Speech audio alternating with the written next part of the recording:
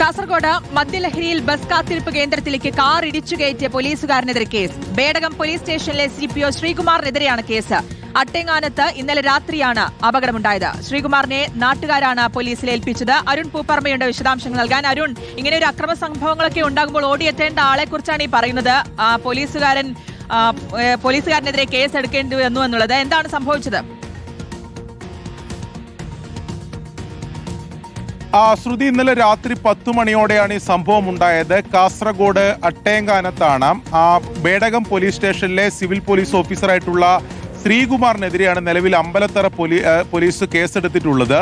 ഇന്നലെ ശ്രീകുമാർ എണ്ണപ്പാറയാണ് ശ്രീകുമാറിന്റെ സ്വദേശം. അങ്ങോട്ടേക്ക് കാറിൽ സഞ്ചരിക്കുകയായിരുന്നു. അതിനിടെ ആദ്യം മറ്റ് ചില വാഹനങ്ങൾ, 2 വാഹനങ്ങളിൽ ഈ പോലീസുകാരൻ ഓടിച്ച കാർ തട്ടിയിട്ടുണ്ട്. അതിനുശേഷമാണ് നിയന്ത്രണം വിട്ട് ഈ ബസ് കാത്തിരിപ്പ് കേന്ദ്രത്തിലേക്ക് ഈ കാർ ഇടിച്ചു കയറിയത്.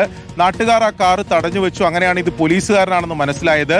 ആദ്യം തന്നെ ഇത് നാട്ടുകാർക്ക് മനസ്സിലായി ഇത് മദ്യലഹരിയിലാണ് ഈ വാഹനം ഓടിച്ചതെന്ന് മനസ്സിലായി. അങ്ങനെ ആ നാട്ടുകാർ അതിന്റെ ദൃശ്യങ്ങൾ പകർത്തി അതോടൊപ്പം തന്നെ തടഞ്ഞു വെച്ച് പോലീസിന് വിവരം അറിയിച്ചു. അങ്ങനെയാണ് അമ്പലത്തറ പോലീസ് സ്റ്റേഷനിലെ പോലീസുകാരെത്തി ഇപ്പോൾ മെഡിക്കൽ പരിശോധന ഉൾപ്പെടെ പൂർത്തീകരിച്ചിട്ടുണ്ട്. മദ്യപിച്ചു എന്ന സ്ഥിരീകരണം ഉണ്ടായിട്ടുണ്ട് എന്നതാണ് ഇപ്പോൾ ലഭിക്കുന്ന വിവരം. എന്തായാലും ഡ്രിങ്ക് ആൻഡ് ഡ്രൈവിനാണ് നിലവിൽ പോലീസ് കേസെടുത്തിട്ടുള്ളത്.